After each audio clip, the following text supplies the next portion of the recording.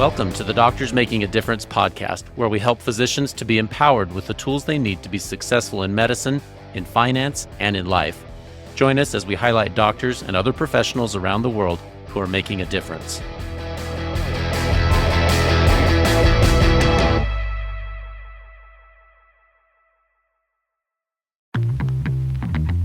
Doctors change lives every day, but what happens when life changes yours? A single injury, a sudden illness, your career, your income, your future can shift in an instant. The best physicians don't just plan for success, they protect it. At Set for Life Insurance, they believe financial security isn't a luxury, it's a necessity. True own occupation disability insurance ensures that no matter what happens, your future stays in your hands. Because protecting your income means protecting everything you've built. Visit drpodcastnetwork.co/set for life today. Secure your future before life makes the choice for you. Today we have the privilege of having Dr. Bryan Jepson. I'd like you to think a little bit about what we get to listen to. Bryan is not only an experienced physician with years of experience, but he's also a financial expert and is going to teach us some of the tricks of the trade. This podcast highlights both doctors who are making a difference and gives us tools and resources so that we can be successful in finance, in medicine, and in life. And I would like to think that today you get a privilege of hearing both sides of that, both the physician who has ongoing ability to make a difference in the lives of those he's influencing, and talk a little bit about those financial tools and tricks that we need to all be able to implement so that we can make maximum use of our time and resources. And so with that, Dr. Bryan Jepson, would you mind introducing yourself to our audience, Bryan? Yeah, Peter, thank you. Thanks for the invite. I appreciate it.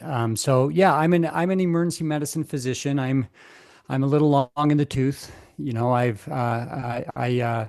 have been at it now for 30 years. I graduated medical school in 1995. So this is my 30-year anniversary, and it feels weird to be there already. But so, you know, my journey has been a little unique, to say the least. I think I've decided that I have just career ADD, because or maybe the 7-year itch is real, because it seems like about every 7 or 8 years, really since kindergarten, I feel like I need to do something different. And so that's kind of how my journey's been. And we can go over a little bit more of that as we talk along. But yeah, so that's who I am. I'm also a certified financial planner. I'm in process of full transition from medicine, but I still have my hand in it. Might keep it in for a while. I haven't decided yet where that's going to go, but still pull shifts in the ER but spend most of my time now doing financial planning. Wow.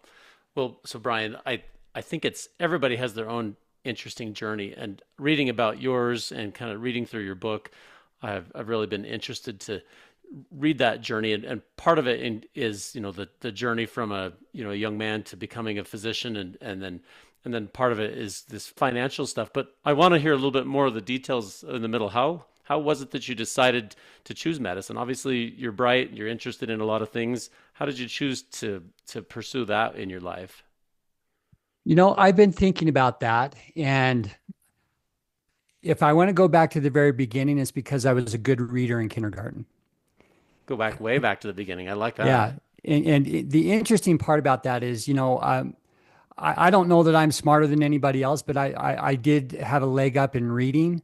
And so when I went into kindergarten, I was ahead in reading than most of my classmates. And so my teacher immediately kind of set me apart at that point and said, okay, you're on an advanced level as a reader. And so we're going to have you start working on first grade or second grade material or whatever it was. And from that moment on, it kind of set me up as being successful in my head, but also in other teachers' heads, where I think that set a tone for me, where I felt like I could accomplish what I wanted to accomplish. And the reason why I go way back then is I think that's super important, right? That children develop confidence early on, where, if they're good at something, that they are championed in that, and that gives them confidence, and that their teachers encourage it. because from that moment on, almost all the teachers that I ever met or had said, "Oh, Bryan, you should be a doctor." Oh, really? And Even way back and then? yeah, so in Oh, my interesting. head, that started early on. Is okay. I guess I'm smart. Smart enough that I could be a doctor, and because there are no doctors in my family before my elder brother, who kind of is on the same path and also became a physician. But we were the first doctors in the Jepson line, as far as I know. And and so part of that was just again encouragement from my parents, encouragement from teachers, feeling confident in myself academically, and then having that seed planted from a very early age that, wow, that's the doctor, being a doctor is kind of the pinnacle achievement. And so I started on that path pretty early and realized that I was interested in biology and science, and that then kind of seemed to fit my interest and my personality. And so I never really got off the path. I just stayed on it the whole time. Through college, I was a biology major, pre-med the whole way.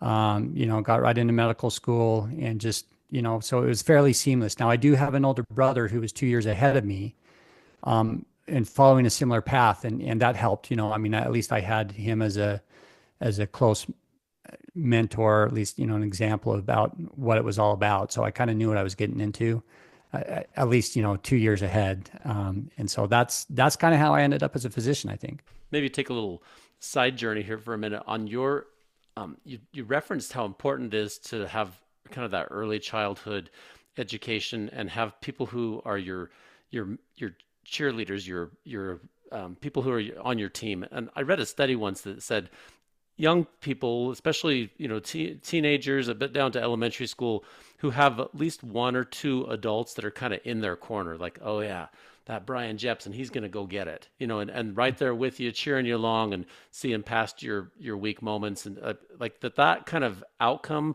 is highly highly associated with success because as a young person, I've got someone who believes in me. And so all the elementary school teachers or those who aspire to do that, think about what a difference that makes. I think every one of us Yeah. can point to a teacher or multiple teachers along our path that really did inspire. And Bryan, I think that's a great tribute to your kindergarten teacher to have Yeah. recognized that. And then, instead of just being like, there's another smart kid, like kind of promote you along the way and say, this is something you can do more with your life than you thought you could. Yeah, and I think it works the other way too, and Yeah. I've seen that on, we'll get more into my special needs journey, but on the other side, when kids struggle with learning disabilities or, in school, they also get labeled, Right. as challenging kids or not smart kids or, which that may not be any more true than me being smarter than everybody else. Where it really is. I think it's super important to give everybody confidence and to really champion their strengths so that they can feel good about themselves and develop that. Because so many kids you hear um, were not given that, and they just never went on to lead a successful life. I mean, some of them overcame it, and we hear those stories too, which is awesome. But I think a lot of them just never developed the confidence to overcome some of that early, mindset. So Yeah, when you think back to that time, like your world is pretty small. What your teachers think of you, what your peers think of you, what your parents think of you matters a lot. I mean, that's kind of your yeah, whole world, and it begins and ends with that kind of stuff. And so, excuse me. So if you come from a background where people are putting you down and saying you're labeled as something less than, it's easy to develop that mindset. But on the flip side, if you say, look, you're a person with aptitudes and abilities and gifts, and you have all these things, you can really go far. So, yeah, let's come back to that on this autism journey that you went through with your family in just a minute here. But I want to hear the rest of your journey for a second. You chose medicine, and then eventually chose emergency medicine. And again, you probably could have chosen a variety of different specialties, but why did you choose emergency medicine and then stick with it for 30 years? um, I've been asking myself that question for a long time. It's a good introspective question for all of us. Yeah. No, so the reason is that and I think this is why a lot of people go into emergency medicine. It's exciting, I mean, when you're in the ER, you're saving lives, right? So you get the sickest people. You're making decisions that if you make the correct decision, you save them. And also there's just a huge variety in anything. You have to be good at, you have to know something about everything pretty Right. much. So everything that comes in the door, you have to at least know how to identify it, know what to do about it, know how to stabilize them, and know where they need to go. So they either need to be admitted or, see a surgeon, or you can treat them, or, whatever. So there's just lots of instant decisions that you have to make. So to me, I thought, well, that sounds exciting. I'm gonna like that, because I couldn't ever see myself doing the same thing day after day in terms of, like, for example, if you were, and I don't want to disparage any other medical specialties, but if you were like a super specialized um, surgical subspecialty or something like that, where you did the same surgery over and over and over again, to me that wasn't appealing, because I just thought I would get bored with it. And that's so I think that's why I did it. And plus, emergency medicine has the advantage of shift work. I mean, there's an advantage and disadvantage of shift work, but the advantage is that when you're home, you're home. You're not on call. You're not expecting to answer phone calls or anything like that. When you're off, you're off. And so I thought that would be a good kind of balance with life. Now it turns out it's not as easy as it sounds. No. And when you're shifting between nights and days and weekends and holidays, and most of your time ends up being in the evening and away from family. And there's a lot of downside to that comes with it. But that's when, as I was approaching trying to figure out what I wanted to do, I think that was the main decisions for me. Is just, I thought it sounded exciting. I liked the fact that I had to know a little bit about everything and could kind of deal with whatever came in the door. Oh yeah. No, I can so relate, Brian. I'm a rural family physician. It's why I Yep. chose that, for the same reason. Like, oh, I get to do something different every day, and it's true. I mean, every day is different. I don't have the benefit of shift work. That's one of the Yeah. Yeah. downsides. Like, I actually just came off an ER shift last night. Just Wow. coming in here to It looked good so Oh, far. yeah, thank you. Thankfully, sometimes it was kind of a winter storm, so not as many people came in, so that was a blessing. Yeah. But no, just the idea that you have this breadth and you have to be able to take care of a lot of things, and it's forever fascinating because you don't know what's coming in the door, and you might have to deal anybody with any condition in any age category, and you have to kind of be a little bit of a jack of all trades, but you have to know enough to actually, you can't just know about it. You have to know how to initiate the treatment process on just about everything. And that Yeah. is fascinating. And it makes for a lifetime of continual learning. So I for sure can relate to the appeal of that specialty. Yeah. The downside of that is you have no control over your day. That's true. And you have no control over your patients or the volume or what you see. And I honestly, I think that's one of the reasons why emergency medicine has a high burnout rate. Yeah. Is you just can't control your day. Oh, yeah. It Well, just, what comes in. And if it's 30 people in the waiting room and you're the only doctor, you just have to wade through it. just So have to muscle through it. Well, and and all of us have to kind of drive back and say, find the passion or the inspiration. Because if you're just checking the box, I'm just doing this to earn money so that I can, if it's just a job, it's such an all-encompassing, all-demanding job. People do get burned out if they say, I'm just here to check the box. Why is this so overwhelming?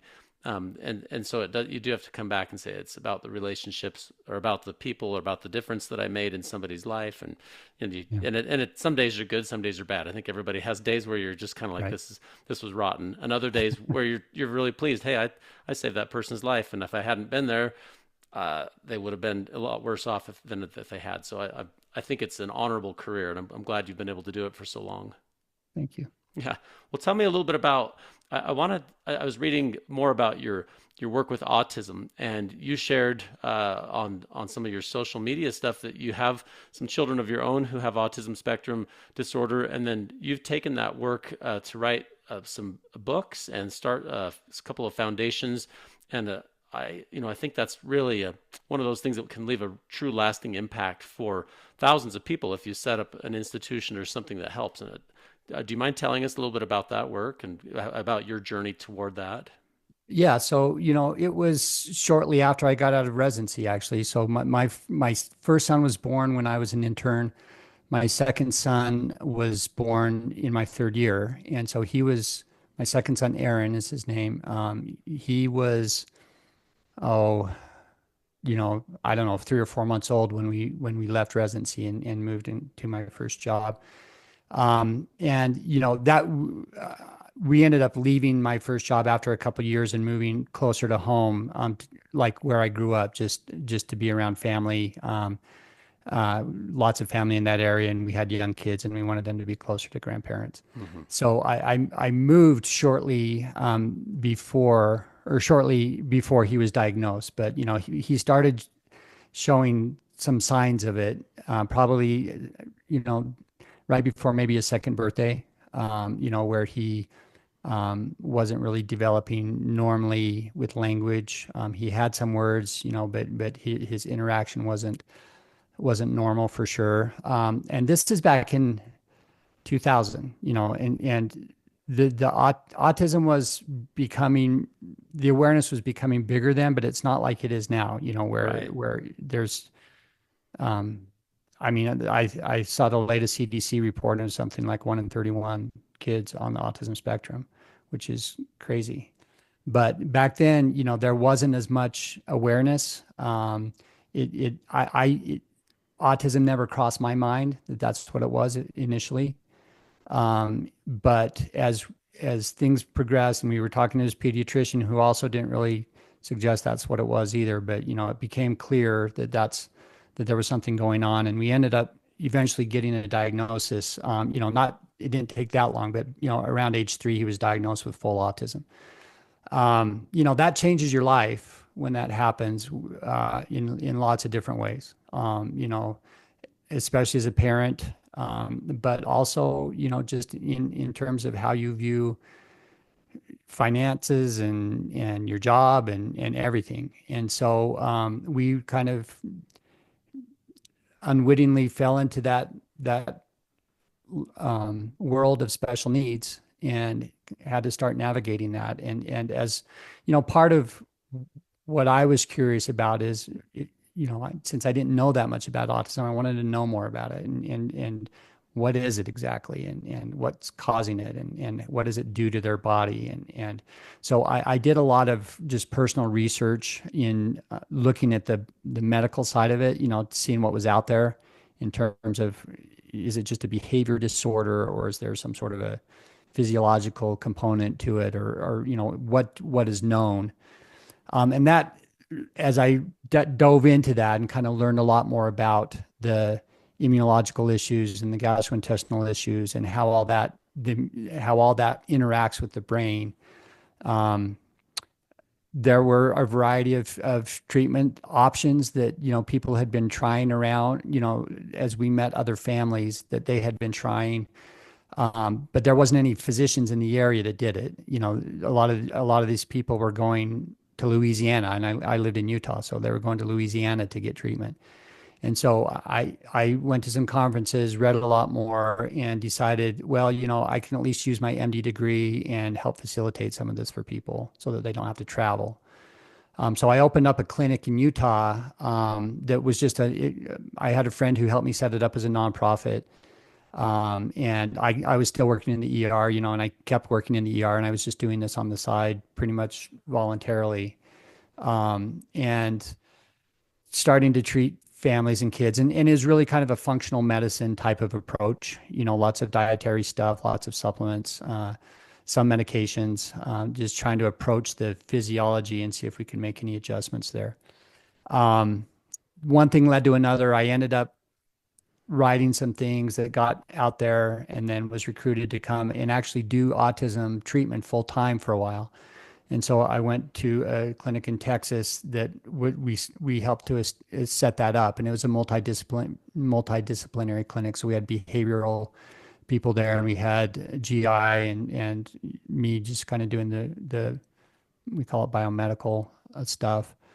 And so that's I did that for full time. I left emergency medicine because I thought that this was what I needed to do at the time, and to help other people, other families, with what I was, the journey that we were on at the same time, and see if we can make any kind of a difference. And so I ended up doing that for about 5 years full time, out of emergency medicine, and then jumped back in ER when when we were down there in Texas. We ended up adopting another son who had autism as well, and he was, they're both pretty impacted. Our third son, Austin, is severely impacted. He has no language and had lots of behavioral problems, and so it was a challenge, and we probably bit off more than we could chew at the time. That's It felt like. a big commitment. Wow. Yeah, and so I at that point it was like, okay, I have I have three kids, two of whom have pretty severe autism, who are very likely to be dependent on me forever. Um, I probably need to go make some money. That's So true. I went back into emergency medicine after, 5 or 6 years, so that I could shore up my own finances. Yeah. Well, Brian, I want to step back on that for a minute. Like, I mean, it's awesome that you did that, because most people who have a child with autism, and now we call it autism spectrum disorder, especially at that time, most people would not have had a medical degree or a medical background. And I started medical school in 2004, and there just wasn't quite the developed these big multidisciplinary teams that we are used to having at our big pediatric institutions now. At that time, I think it was still kind of being discovered and understood, and I'm sure that we're still at the tip of the iceberg. In 100 years from now, I'm assuming we'll know a lot more about autism spectrum disorder than we do now. I But the hope fact so. that I hope so. The thing that I think is cool from your story is you saw a problem, and kind of irrespective of finances, you said, okay, I've researched this, and I'm kind of an expert at it now. Not that you're the world's expert, but you say I have more knowledge than most people have because of my situation working with my own child and working with others, such that you were able to go out and say, I'm going to start a clinic that could maybe help other people in our area. And then in Texas, it sounds like you were able to continue that same work, and I think that's pretty neat. When you think back to the kindergarten, Bryan Jepson, like, you're going to make a difference. How are we going to do this? Yeah. And you did. You think about that, and I hope that has left a lasting impact on those who you served, and and those the ongoing knowledge of those institutions that you worked with. You hope that that'll continue to serve and be a blessing for those who continue to benefit from that knowledge, because autism spectrum disorder is here to stay. It's been here all the while, but I think we just recognize it much more than ever in the past, for sure. Yeah, it was definitely a labor of love. It was not leaving emergency medicine to go set up a nonprofit clinic for autism was not a financially sound decision. No, you But wouldn't have done, you wouldn't have no, advised somebody to do it just for the no, good of but finances, but for me it was definitely, I remember my wife and I having conversations at the time and just saying, well, I mean, life is more than money, and we this is something that we can do to help others and hopefully help our own kids, and so we decided to do it, and just took a leap of faith, I guess. yeah. Well, do you have any, you've kind of outlined the nuts and bolts of how that happened, but do you have any stories in that time frame of people that you impacted, or how your own children were impacted by having that center? Because it sounds like that has the potential to do tremendous good for those who needed that. Yeah, it was interesting to see how it grew. I mean, at the time, again, there were a handful of doctors around the country that were kind of fully invested in trying to do this kind of work. I mean, there's plenty of others that were on the research side, but in terms of trying to figure out how to create some sort of clinical protocols to see if it would help. And I went into it with no agenda. So I didn't come from a functional medicine background at all. I'm an MD and emergency medicine, and autism treatment day to day is about as opposite from emergency medicine as you can think. Right. And but it, it was interesting to you know we had people come to our clinic from all over the country, and where they were desperate with the challenge of what they were facing.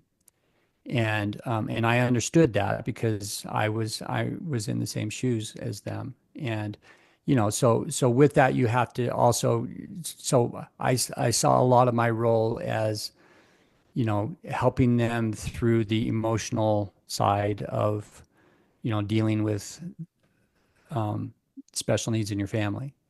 And at the same time to see what we can do to help them get better. And lots of kids improved dramatically. Many of them actually eventually dropped their diagnosis, um, it, with various, the various things that we were doing. Now the problem is that when you're treating kids with autism, there's so many variables that are going into it. You're doing behavior, you're doing school stuff, you're doing, what we were doing with diet changes and nutrients and various medications.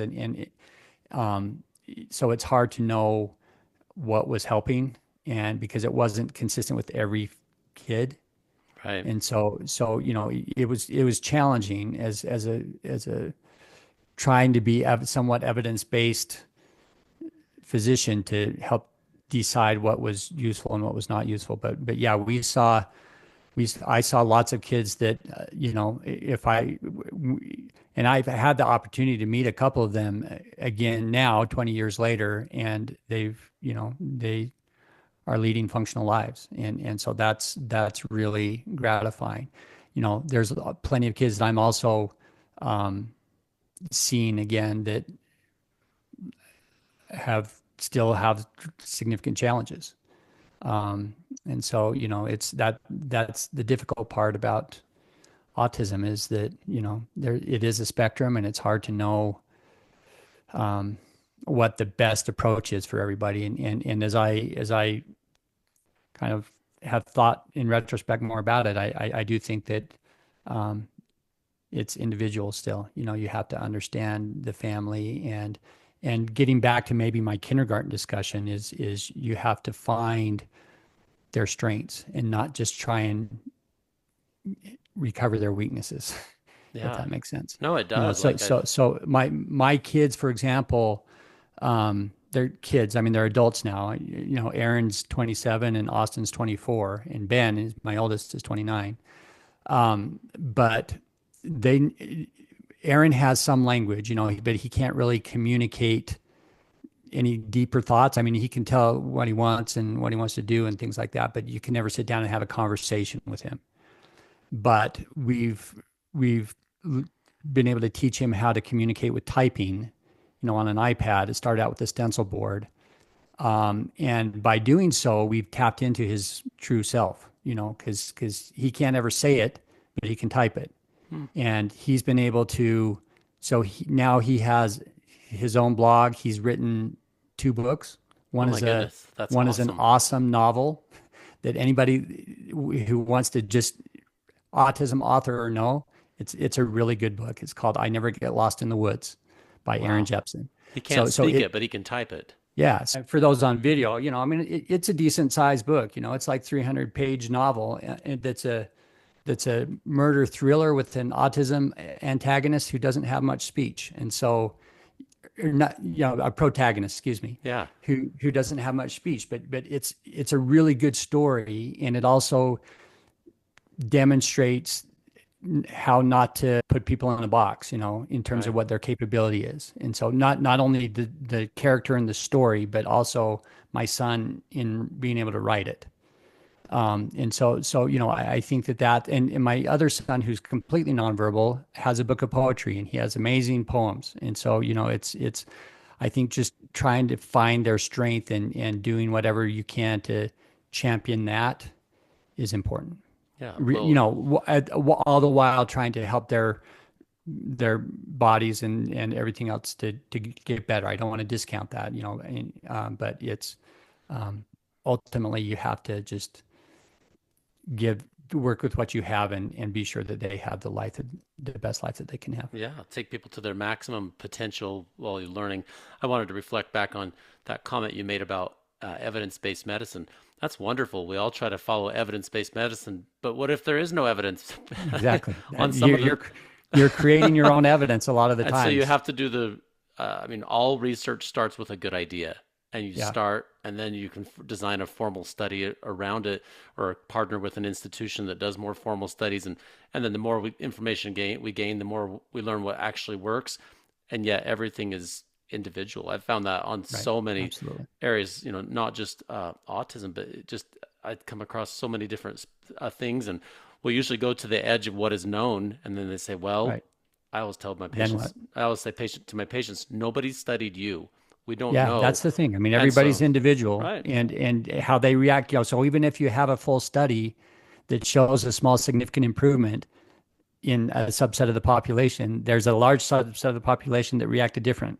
right, You and know, they just so weren't studied. And so we yeah, all, I think, I mean, you know how it is, the old adage, the more you know, the more questions you have. And I think that right. is true for autism spectrum or and so many things. And you just have to adapt it. And I want to be careful on some of the functional medicine stuff. Sometimes people go against what I think is really evidence based. And so I have patients who I Yeah, have to kind of redirect and say, hey, be careful because some of these things might actually be causing you tremendous harm.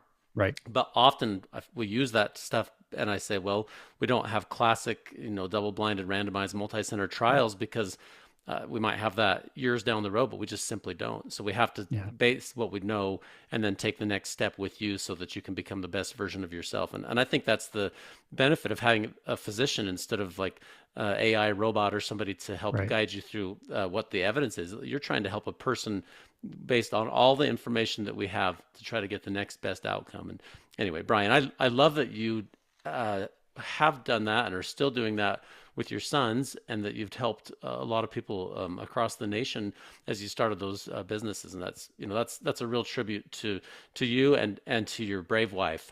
Like you Yeah. say, Oh, no, you you know, know, you have to do it my together. wife's the champion, really. You know, Yeah, because she's the one that um, dealing with it every day at home, and you know, I get to go to work yeah, sometimes.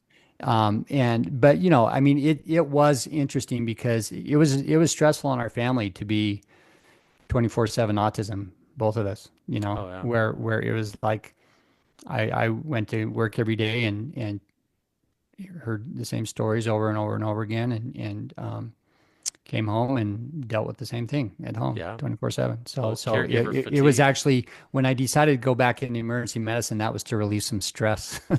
That's true.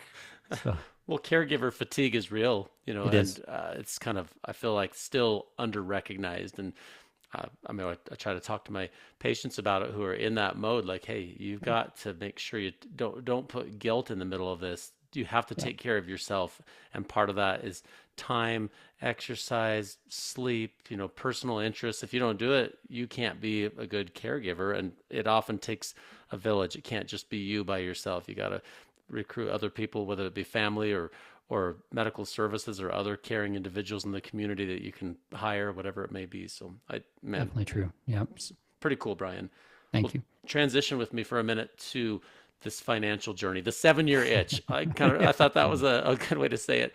But as you go through it now, 30 years into a career, tremendous background of knowledge of medical information, and you specifically, you know, you kind of took a little bit of a side journey there for a few years, trying to get these autism centers set up, but then realized, like you said, hey, I'm going to have financial responsibility for at least two of my three children, probably for most of my life. And I And need to their make life. sure, and their lives, yeah, I need to make Yeah. sure that my financial house is in order so that I can help those who depend on me, and you know, Yeah. for your own self. And so you discovered early on the time value of money, the importance of early investing, and some of those financial tools that I don't think were ever formally taught as physicians. And so I want to highlight your book here. If those on the video can see, it's called The Physician's Path to True Wealth by Bryan Jepson, MD. And I read this book. I've really actually enjoyed reading it. I Thank want to you. have you kind of introduce what your book is about and highlight some of the things that you are trying to teach your fellow physicians as by becoming an author of a financial book and receiving your training as a CFP. Yeah. So, I mean, my journey into the financial industry, just, well, I was always interested in personal finance, once I got out of residency. And again, that was a long time ago. That was before blogs and podcasts and all that kind of stuff Right. that talked about finance, so early days of the internet, there were a few sites that I was reading, but mostly it was just out of books, where I would just find books that I was interested in because I really wanted to be a good steward of my money. And so early on, I was interested in learning how to invest, trying different things, learning about the value of real estate, as an option. Um, and was kind of on a good path, but then autism hit, and that took me to a different side journey for a while. But I tried to keep um, using the principles that I had learned, and just kind of kept doing the best that I could with a lot less income than I had when I was in emergency medicine, but just kept investing and doing what I could to follow those principles.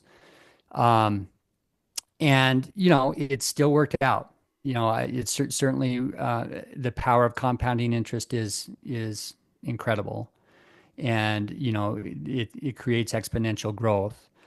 But that allowed me, when a few years ago, when I was getting burned out of emergency medicine and even wondering if I wanted to stay in medicine at all. That was kind of after the COVID, well, after the height of the COVID pandemic, and in the ER, that was challenging. It was challenging for everybody. But, found myself frequently asking, like maybe almost every shift asking, how much longer can I do this? Oh, And it was, at that point I was like, okay, well, I have some options. I don't have to work just to put food on the table, at least not at the level I don't have to be full time. And so my options are, okay, well, go part time and just have the rest of the time be downtime, or maybe do something non-clinical. Or what would it be like to do something totally different? hmm. And as I thought about that, I thought that sounds refreshing. So if I wasn't going to be a doctor, what would I have done? And, that's a hard question for a lot of doctors because a lot of doctors can't think of anything that they would have otherwise done. Well, it's so all consuming. Yeah. And so, but I thought about it and I said, well, I really enjoy finance. And what gets me out of bed in the morning is looking at investment stuff and learning more stuff about it. And so, I want to explore that a little bit. So without any real intention of knowing where I was going with it, I started, I enrolled to get a master's degree. So I went and got a master's degree in finance, or enrolled in that. And then as I started learning, because I really wanted to just dive in and really understand it, and I said, worst case scenario, I'm just going to learn a lot and it's going to help me. Best case scenario, maybe I'll find a career within that I would enjoy doing, as I call it, my encore career. And so as I started in that master's program, and started understanding the entire field of finance, which is huge, it's broad, you can do lots of different things within it. I was pulled towards becoming a financial planner because it felt familiar. So as a physician, we spend all of our careers, gathering data and talking to people and trying to figure out what their pain points are, and helping them create a plan and helping them implement that with their health. Financial planning is the same thing. It's just with their finances. And so for me, I felt like I was already good at it. So I decided to become a certified financial planner, which I think is, I mean, that's to me that's the board certification of financial planning, really. Hmm. So I got a CFP and started working in the field, and have really enjoyed it. It's been a good journey for me. It's something that I it gives me a lot of energy. I enjoy talking with, my niche is probably not surprisingly, but it's physicians and special needs folks. Right. Well, those are your 'Cause two backgrounds. Like yeah, you because understand that world very well. those are the people that I understand the best and can empathize with and kind of communicate the best with. And so that's how I got started in the financial industry. And then, but part of it is, I enjoy working individually with clients and helping them creating a financial plan and helping them solve their issues and just getting them on the right path. That's a lot of fun. And I enjoy that part of it. But, it's a small, I mean, I can only see so many people. And so I'm also passionate about just trying to broaden out education generally so that the impact is bigger, in terms of helping physicians make better choices with their money. And so that led to this book, and it's called The Physician's Path to True Wealth. And the important thing for me, it's 12 steps to gaining control over your money and your time. So I guess it's a 12-step Yeah, a no 12 doubt. step program. But these are foundational steps. These are, I don't get deep into the weeds, and there's lots of weeds in finance, but you don't have to dive into that to be successful. So I wanted to be sure that everybody understood the foundational steps towards financial independence. But more than that, I wanted to help create a mindset about, okay, what does it mean to be wealthy and why do I want that? Or what is financial independence and why is that valuable and how do I get there? And so that's why I added the true wealth in the title of, what is true wealth? And to me, it's not about how much money you make. It's not about what kind of car you drive, what kind of house you live in, what kind of vacations you spend or that you go on. It's about creating control over your time.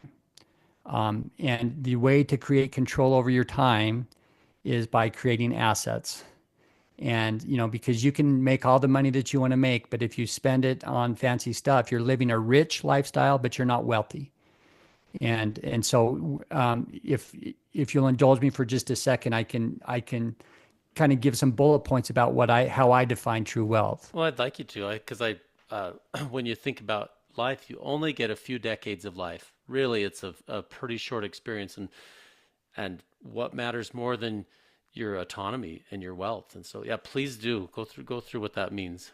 Yeah. So to me, there's a few things that it encompasses, and one is primarily it's that you get to enjoy what you do, and the reason you get to enjoy what you do is because you get to choose what you do, right? So if you have the choice where money is no longer an issue, where you have to go to work to pay the bills or to maintain your lifestyle, then you have choices and you get to choose. Okay, I I want to work less.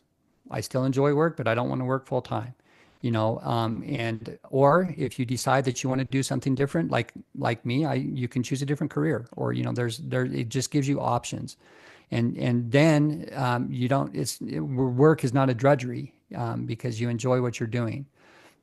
That leads to the second point, which says you work because you want to, not because you have to. And I don't think the point of financial independence is to stop working. I don't think the point of retirement is to stop working. I think we all work until the days we die. It's just whether we get paid for it or not. You know, That's true. work is, unless you're just sitting around and doing nothing, you're working, doing something. And so I like thinking about work is because you're working because you want to and not because you have to. The other one is that your assets work for you and not you for them. Because eventually, if you get enough assets, they're providing your income, and you're not reliant on your job as a salary per se. Yeah, if you can change it so that you're not just having to trade time for money, but rather you have assets that are building so that you have that financial freedom slash independence. Yeah, that's really important. I love all those points. Did you say there was another one? There's a couple more. One is you have time. I'll just go through them fast. No, go You have ahead. time. Yeah, you have time and resources to explore hobbies and broaden your interests, which makes life, I don't want to say richer because I already disparaged the term rich, but it makes your life wealthier. Let's put it that Hmm. way. You have time for your family and friends, not just quality time, but quantity time. Hmm. You know, as doctors, sometimes we have to say, okay, well, I don't have a lot of quantity time, but I'm going to make the time I have really quality. But if you're financially independent, you can do both things. They can be quality and quantity. You can retire on your own terms. And then the last point I think is important is that you have the capacity and the willingness to give back to others. And I really think that if you're wealthy, I mean, I think that that really defines if you're wealthy, right? If you have enough that you can give to others, then you have more than enough. And that process of giving back to others always bounces back to you in one way or the other. Yeah, no, I love it. Those are time-honored principles, and I, I've been blessed to have some financial good examples in my own life and learn. But I wish that I had had your book years ago because think about how specifically, how clearly those principles are taught. And if you can understand when you're in your 20s and 30s what wealth actually is, it's not about a bank account figure. I mean, it has to have some math behind it so that it works. It's about the ability to control your time. And I love the idea that not only are you able to spend time, but plenty of time with the people you love, and then give back generously, give to others, give to people who are less fortunate or somebody else who's on the way, and that's a true measure of wealth. And I suppose we can all have some measure of that. You don't have to wait till you've hit some specific number before you become Right. generous and kind with your time. You have to do it along the way, but there's this mindset that you'd refer to say, look, I'm doing this so that I can live this full, wonderful life, not so that I can achieve some number and then just go hide. It's so that I can adapt my work to be what I want my life to look like. Because Yeah. that's a tool, and if you don't play it right, it leaves you kind of crippled. And what a wonderful gift. Yeah, and for sure, and I like how you said it's not about a number. You know, I mean, lots of times when you're in the financial independence community, you say, okay, well, what's your number?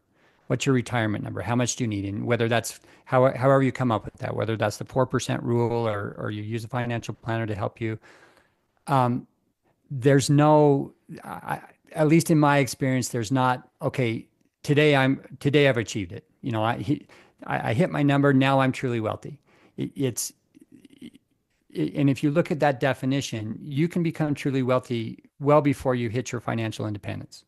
You can have it, you can start giving back to others. You can start creating habits or, you know, developing hobbies.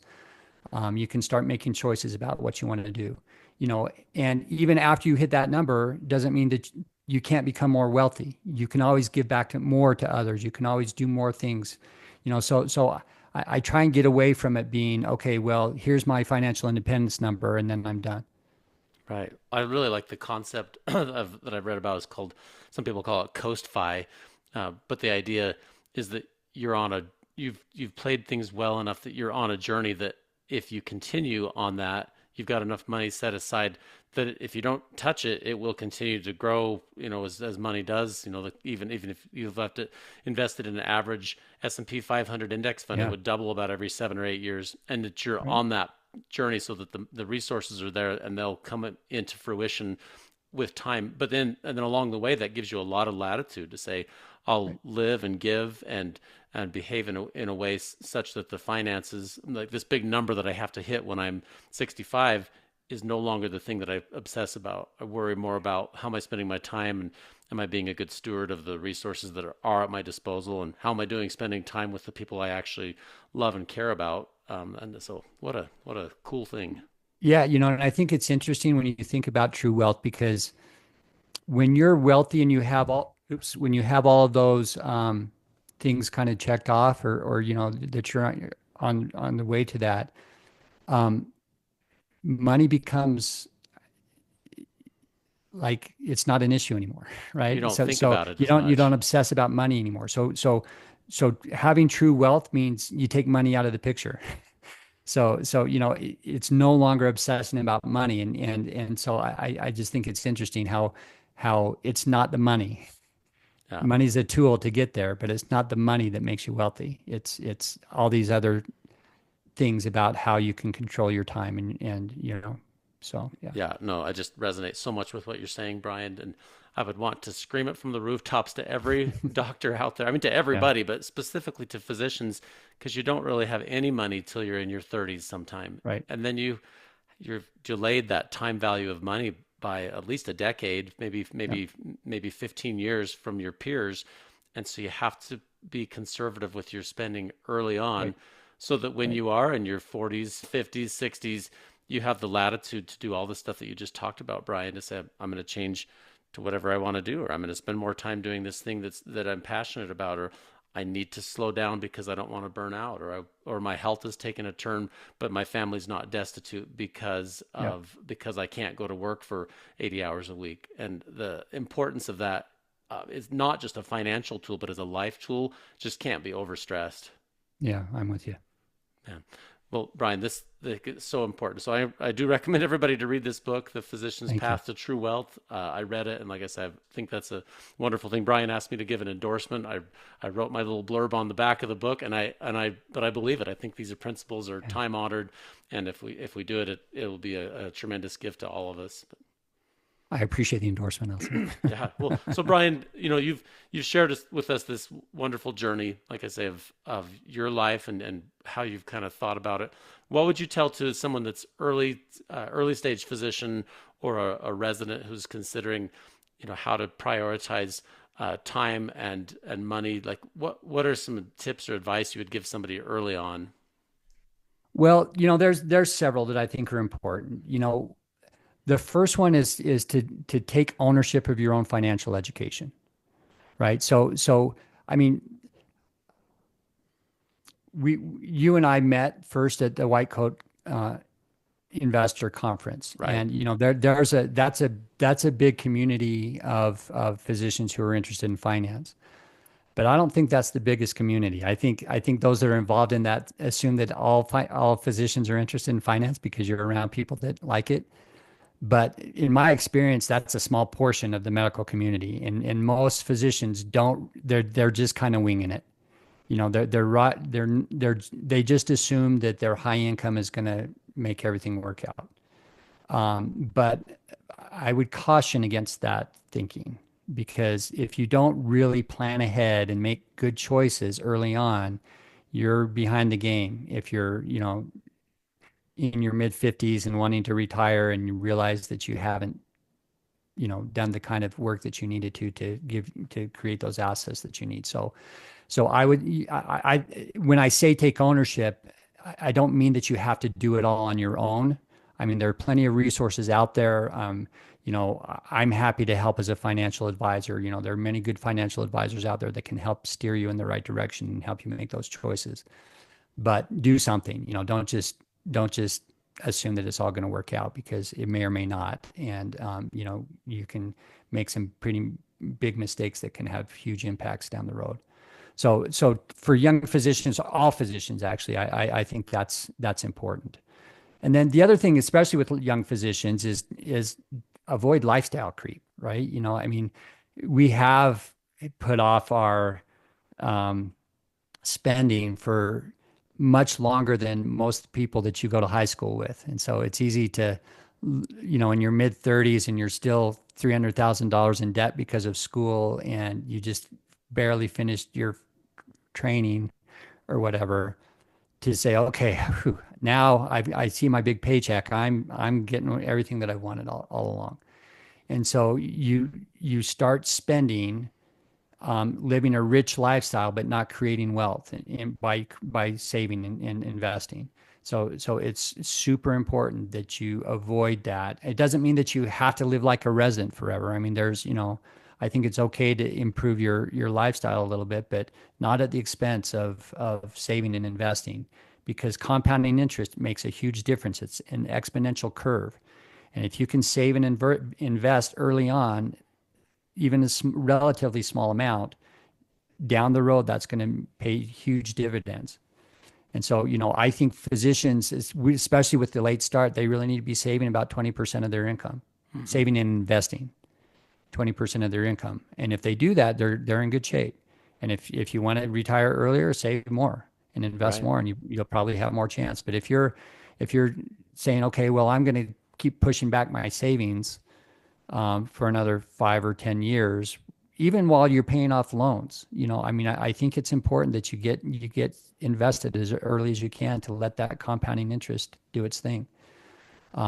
So those are the main things. I think that other things that are helpful, I think, is to, there was a study that recently came out that showed, I think, like 49% of physicians are burned out, right now. And that was a Medscape study. Some specialties like emergency medicine was in the 60s, 60%, which is incredible. And, so start planning ahead. Assume that at some point you're probably going to feel burned out. So what can you do now to help prevent that? And I think number one, securing your financial future will help. Number two, I think, creating multiple streams of income or multiple areas of interest that will allow you, to just kind of broaden out your life a little bit so that you don't feel stuck in a certain setting, So I think that's stuff that you can plan ahead for and hopefully even prevent the burnout process. Right. Well, think about if you had the latitude early on when you start to feel, okay, this isn't as much fun, it's burnout. Instead of leaving medicine, you could say, hey, I'm cutting back my hours to part-time for a year or two. Let's see how it goes. Yeah. Or I'm going to try some side hustle while I'm still working shifts in the ER, whatever. If you had that latitude to make those changes, that's like a burnout preventative maintenance plan right there. So yeah, exactly. Man, Bryan, this has been so instructive, and I really appreciate you taking the time to do it.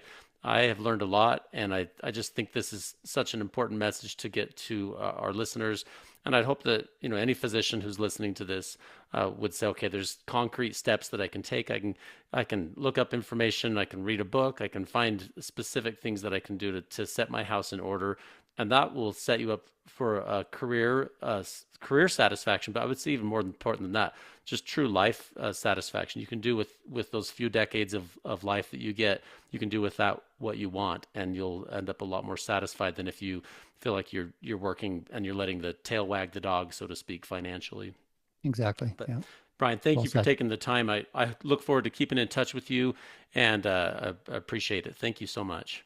Yeah, it's been my pleasure. For anybody who has interested in reaching out to me, probably the easiest way to do that is on my website. It's kind of has all the things. So it's bryanjepson.com. And if you have interest in financial advising, you can link to me through there. Great. I'll put that in the show notes, Bryan. Thank you so much, and we'll keep in touch. Okay, I appreciate it, Peter. Thanks for the invite. Thanks for tuning into the Doctors Making a Difference podcast. And thank you for what you do to help your patients and your community. Your work truly helps so many people. We produce this content to help you have the tools you need to stay in medicine and to highlight the amazing work being done by physicians around the world. Please note that while I am a physician, and many of the guests on this program are also physicians or other professionals, the discussions on this podcast do not represent my employer or any professional organizations to which I belong. This podcast is for your information and entertainment only, and should not be taken as professional advice. You should seek appropriate professional advice pertaining to your own situation. Please check out more of our content on our website, doctorsmakingadifference.com. Also, please follow, like, or subscribe on your podcast player or YouTube channel, and give us a 5-star rating. It really helps to spread the message. Finally, if you'd like to be a guest on the podcast, or if you'd like to nominate someone else to be a guest, please visit the website or email admin@doctorsmakingadifference.com.